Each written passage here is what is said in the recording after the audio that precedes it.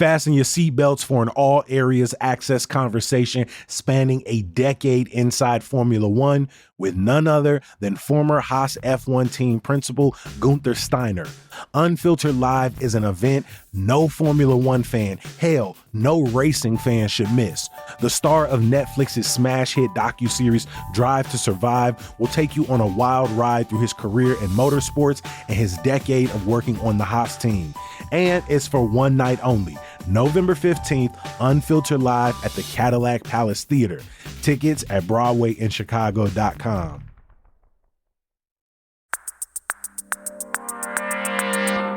Today on CityCast Chicago, Border Patrol continues tear gassing Chicago neighborhoods. Rent in the city is still going up, and we've got your final thoughts on spooky season. It's Tuesday, October 28th. I'm Jacoby Cochran, and this is what Chicago's talking about.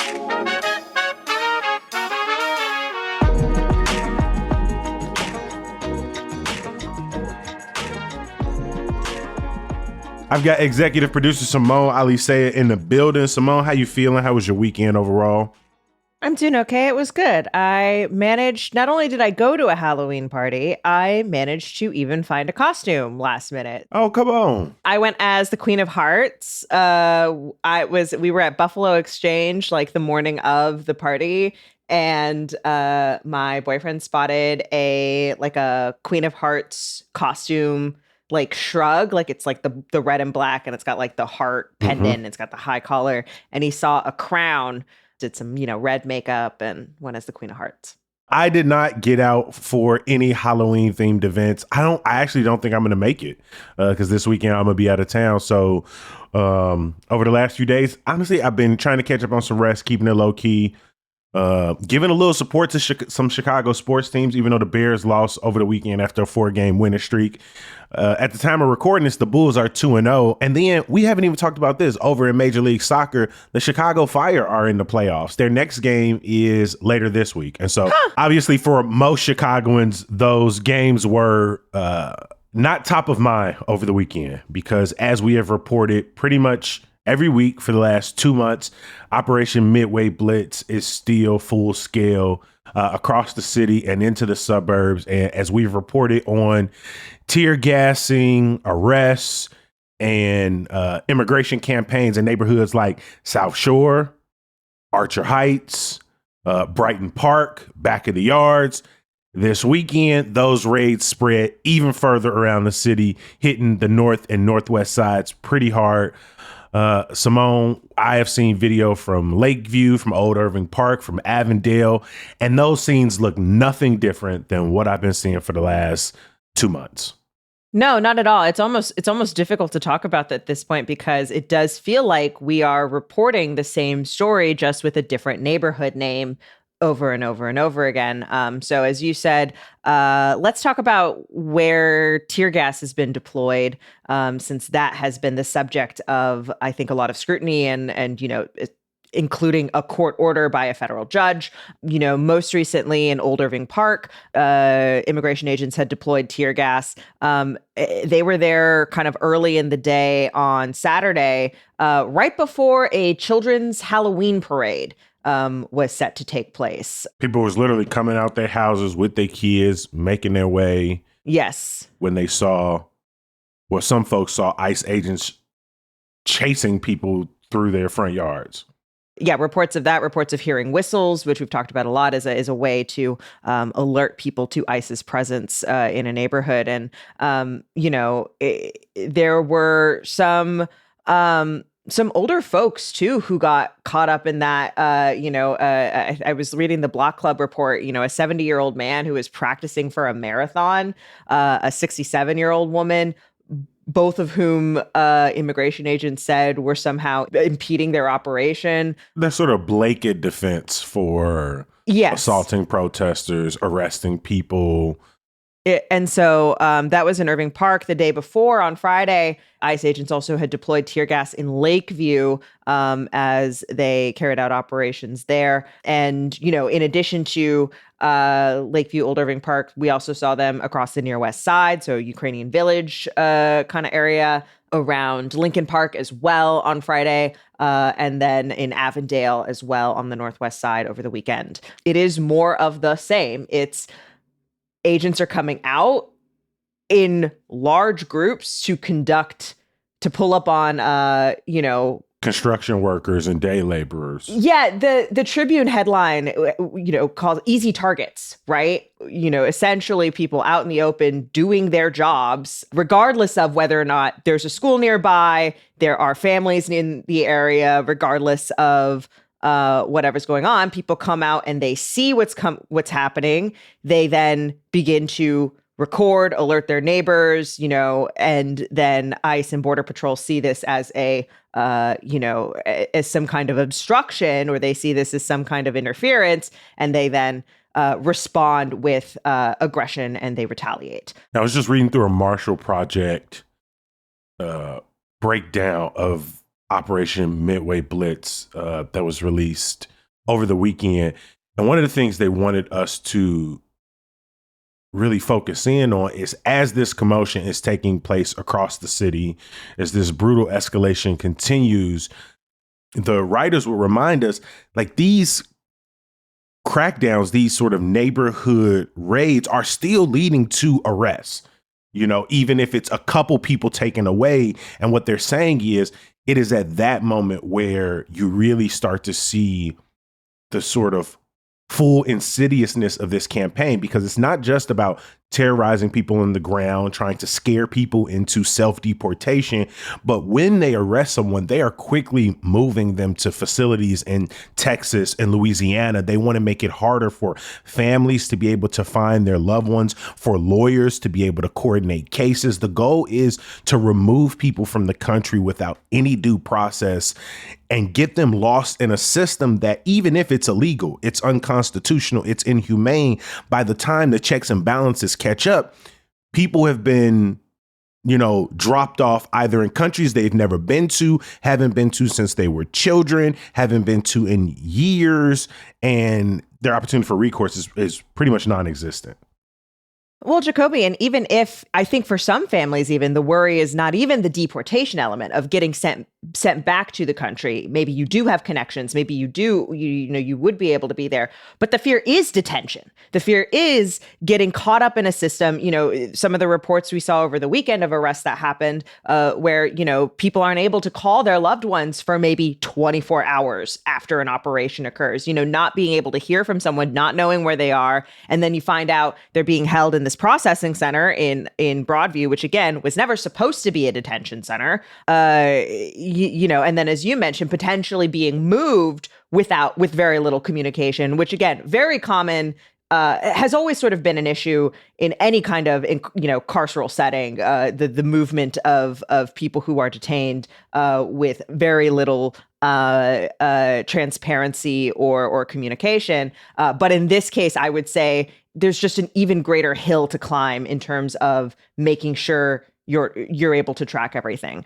What we have seen in Chicago, I just saw that Border Patrol Commander Greg Bovino, who has sort of been the face of Operation Midway Blitz and of the Trump administration's deportation campaign more broadly, he is expected to testify today in federal court over allegations that Border Patrol has violated court orders. We have talked about how U.S. District Judge Sarah Ellis had ordered immigration agents, federal agents, they cannot use tear gas or other these aggressive crowd control measures without issuing warnings that can be heard, and everybody is supposed to be wearing body cams. There was a video from the Little Village raids last week that had made the rounds that depicted Greg Bovino himself throwing a canister of tear gas without issuing a warning. And there are questions about, were you wearing a body camera? And, the judge had, before that video emerged, the judge had ordered Bovino to be deposed, which would have been like behind closed doors, but now is saying, no, you got to come to court and you have to testify. And I will be very curious to see what happens today as a result, because we've talked so much about sort of like, what can officials actually do? What do these legal orders actually do? A judge can hold you in contempt of court if you violate or in contempt of the order. You know what I mean? Like, there's actual action that could theoretically occur here. I really don't know. This judge has sort of repeatedly called on DHS officials to, answer for the actions that she is seeing, that we are all seeing in these videos and in this coverage, and has also repeatedly sort of questioned the credibility of DHS when they say, oh, we're in danger. These are rioters, and we are protecting our agents, and our agents are under assault, et cetera, et cetera. But yeah, I don't know what will happen at the end of this hearing. Yeah, Bavino's also being called in because we've used sort of ICE and Border Patrol interchangeably at different times, but the truth is they are different agencies under the Department of Homeland Security, and they have different authority, one of which being under the consent decree in 2022 that sort of was supposed to curtail ICE's authority to do these warrantless arrests. That didn't necessarily apply to Border Patrol, which is sort of assisting ICE, but a federal director saying, hey, y'all are carrying out these operations together. Y'all should be held to the same standard. On Friday, U.S. District Judge Jeffrey Cummings heard arguments that the majority of the roughly 3,000 arrests that Border Patrol and ICE have made in Chicago and the suburbs in the last 4 months, these people don't have criminal backgrounds. They don't meet the sort of BS narrative threshold that's keep being thrown in our face by immigration officials. And at the least, these people should not be subject to detention, being moved across the country, and should be released on electronic monitoring. And as you said, with Bavino back in front of a federal court judge, we will see sort of what his response is. He has been one of the most sort of arrogant and cruel, I'd argue, representatives of this campaign. And it demonstrated desire to be in front of the camera, right? He was front and center when we saw Border Patrol out on Lake Michigan around Navy Pier and out on the river on that boat, right? When we saw them do that photo op, right?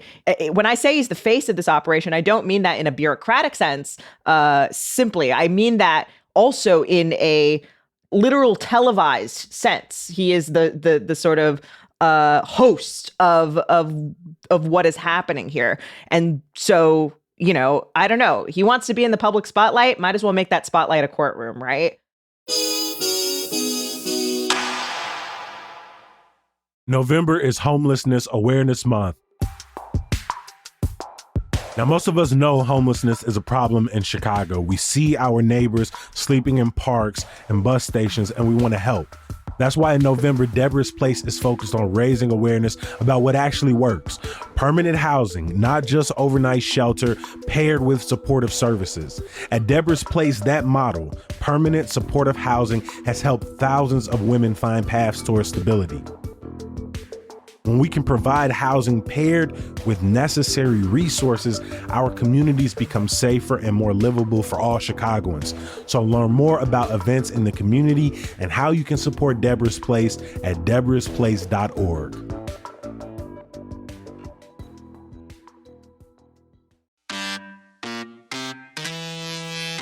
If we said it once, we said it 1,000 times. It's spooky season, y'all, but what doesn't have to be so damn scary are your old drafty windows. Not if you replace them with Window Nation. Window Nation offers top quality replacement windows with a lifetime warranty. And if you act now, you can make no payments for 2 years. No, for real, no payments, no monthly payment, no down payment, and no interest until 2027. And if you're looking for high quality, affordable windows for your home, then Window Nation is the place to be. Get started on your free estimate before October 31st to save big on your replacement windows. Get in before Halloween. Head to windownation.com.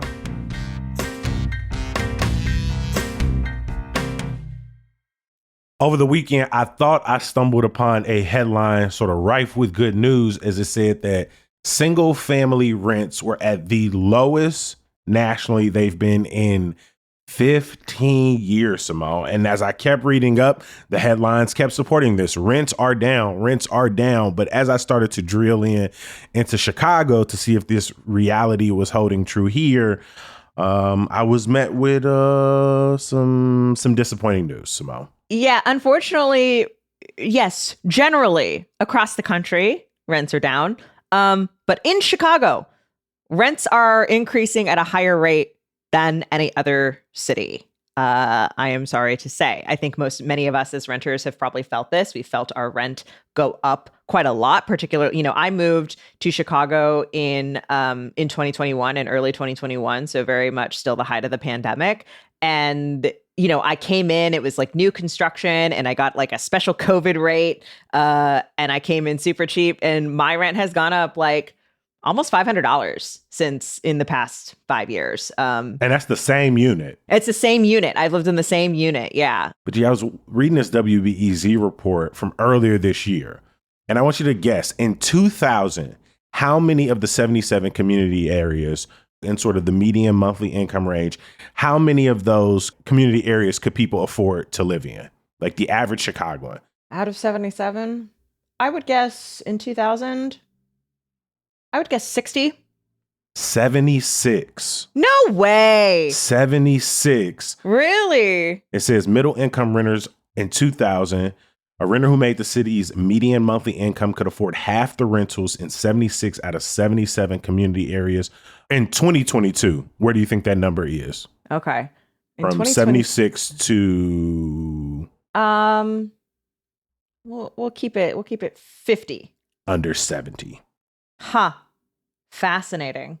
Yeah. It's so interesting to me because I do, and I think this is generally true, is I still see Chicago as a less expensive option compared to some other large cities. I moved here from the West Coast, and like, even when I'm looking at apartments, I still kind of see those rents as being a lot more reasonable than where I came from, and more reasonable than, say, New York or LA. But compared to other comparable cities, Axios Chicago had a report, compared to the more than $2,000 Chicago renters are paying kind of on average, similarly sized markets like Philly, like Houston, right? Houston's right on our heels in terms of population size.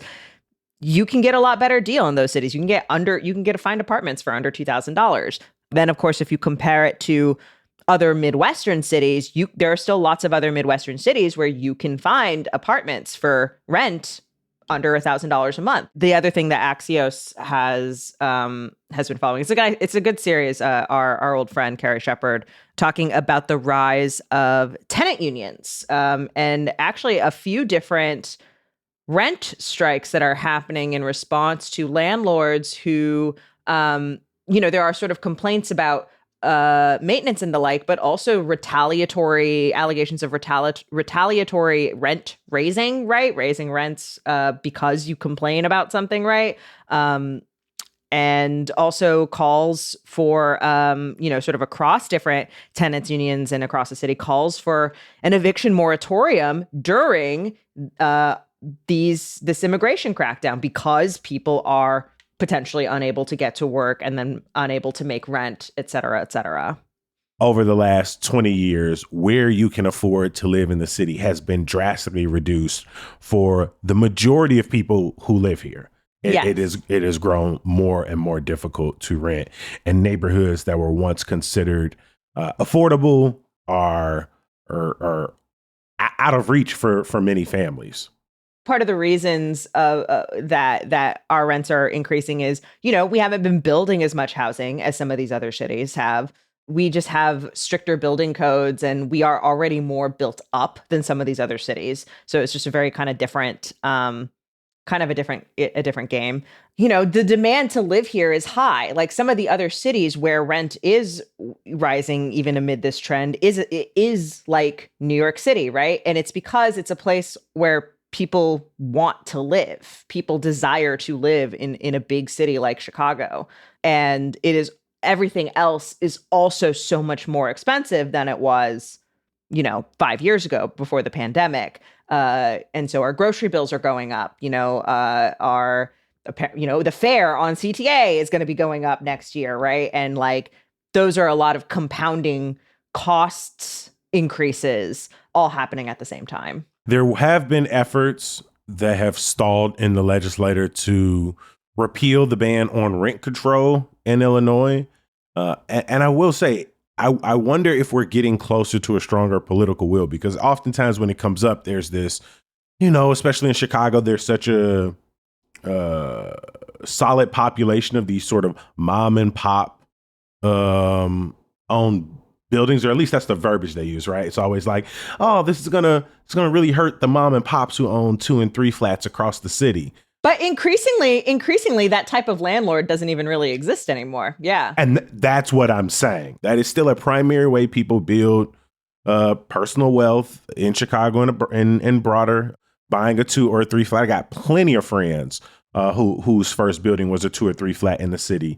But like you said, the numbers increasingly show that bigger corporations, private investors are buying up these types of buildings in Chicago and are increasing the rent in across vulnerable neighborhoods in the city, neighborhoods like South Shore, Pilsen. And so my hope is that the political conversation around rent control in Chicago gets a little bit more nuanced in the years to come, because it feels like every time it comes up in the state legislature, it is quickly killed in committee. It is. Yeah. Rent control as a policy is always is pretty tough. Generally, I think this concept of an eviction moratorium is almost more interesting to me because we all remember the last eviction moratorium, right? There was one enacted during the pandemic. It is a tool that the city and state have used in order to deal with sort of an emergent housing issue. There's maybe some more meat and more recent precedent behind it. You know what I mean?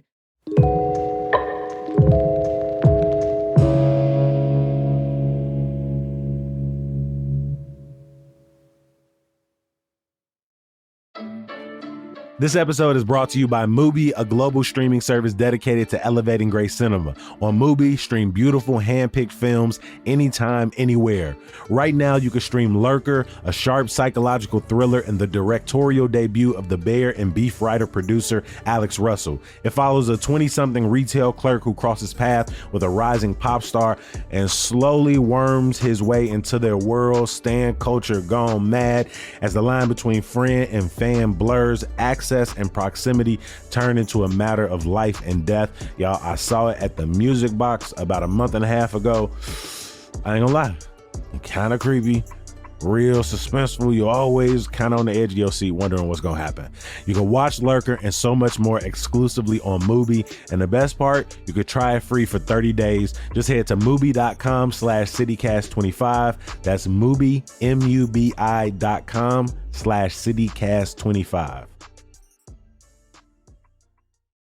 Earlier this month, we ran our spookiest thing in Chicago bracket. It was supposed to be like kind of a little cute bracket of some of the scariest things in Chicago that are not actually the scariest things in Chicago, but have the potential to fill you with a little bit of dread. Things like bombing on stage, the Congress Hotel, scary movies. And as we talked about in a recent episode, our listeners and readers had completely different opinions than the CityCast Chicago team. Even though if you listen to those episodes, I do think we begrudgingly got to our final of Lake Michigan versus the Congress Hotel. I don't think any of us pictured that being our final, but that's sort of how the votes sort of splayed out. Simone, what was our final from our online poll? Yes, so we just finished up the last round of this poll, and the readers and listeners say the spookiest thing in Chicago is Lower Wacker. It beat out, it was in a final with Bombing on Stage, which I love that made it to the final. I think, wow, what a performing town we have. But Lower Wacker went out by a lot. It won with like 77% of the vote. I think it's a solid choice. Ours was, we went with the Congress Hotel, notoriously haunted spot. But I think I could absolutely live with Lower Wacker. It's dark. No one wants to be down there. Maps don't work. The orange glow from the awning lights kind of gets to you. There are very few sidewalks and they're all extremely narrow. You're constantly hearing the sound of things driving over the top of you. And so that means paint is chipping, falling down if you're down there outside of a car. It has some really cool views. I think the fact that it exists speaks so beautifully to like the history of Chicago, the ingenuity and the engineering of Chicago. But the entire point of Lower Wacker is to hide the seams. And when you get down there, it's all seams. It's all Yeah. seams down there. It's It all is. seems, and again, then you think you're as far down as it goes, and they're like, no, take that one right there, that little street right there. Now you're on lower, where it gets even more eerie, even creepier. Jacoby, speaking of spooky stuff, since it is, Halloween, we are now here. Have you spotted any good costumes or Halloween decorations around Chicago? So I have spotted some decent decorations. I love a good skeleton yard. Yes. And so in my building, there are a few, like in our courtyard, you can see the balcony on a few of our condos and apartments. And there's one that has a few skeletons just sort of like hanging off the railings. Looks like one is Lion King pushing the other one, sort of Scar to Mufasa. My homie Darius has like a skeleton yard, and he has a couple at like a card table. He has a few that are buried.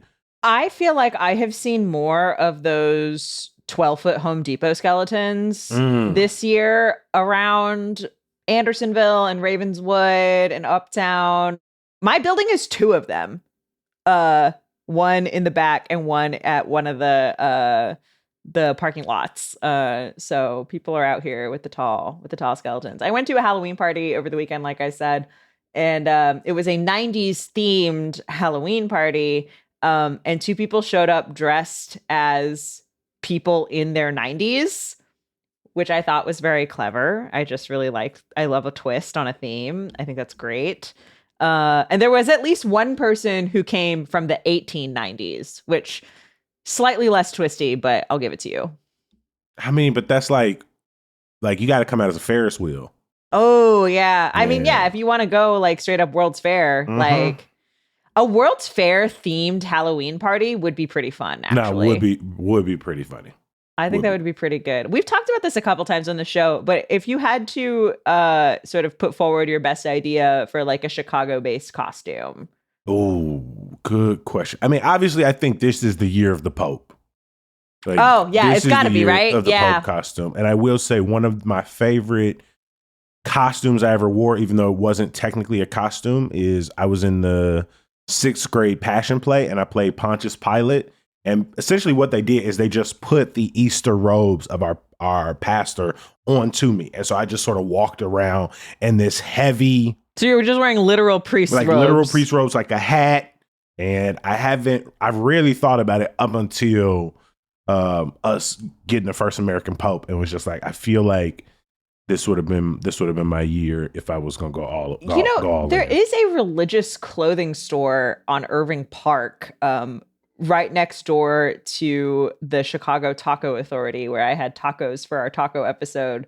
I don't know that I can't say I would recommend that. I don't think you should go and buy actual religious clothes from a religious clothing store. But yeah, in the window, you'll see like all the sort of priest frocks and things like that. Well, hey, if y'all got some great costume ideas, some great Chicago costume ideas, please hit us. Like, we obviously got stumped because we was trying to think of what is a relevant. Like, we want to think, like, dig into the crates.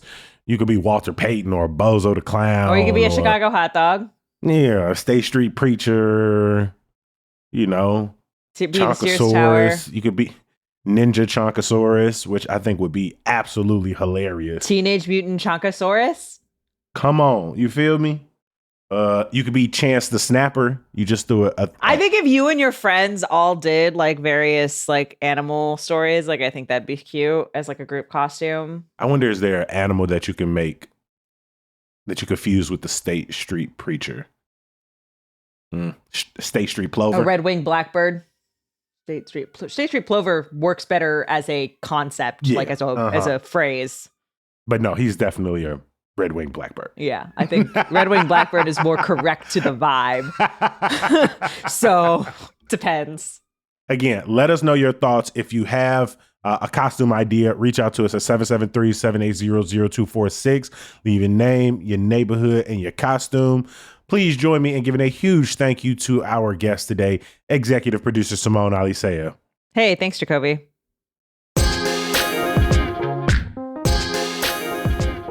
This is your final week of Halloween. Spooky season is almost coming to a close. And if you head to our events calendar, we got plenty of events for the entire family across the city. Trust me. Today, we got a spooky screening in Pilsen. Tomorrow, we got the Ravenswood costume crawl. On Thursday, head down to the Pennywise Carnival at the MLK Skating and Bowling Center in Auburn Gresham. There's a trunk or treat in North Lawndale and so many other events for you to pick from. Please check the link in our show notes. As always, we appreciate you for listening and reading. We're going to be back bright and early tomorrow. We'll talk to you then. Peace.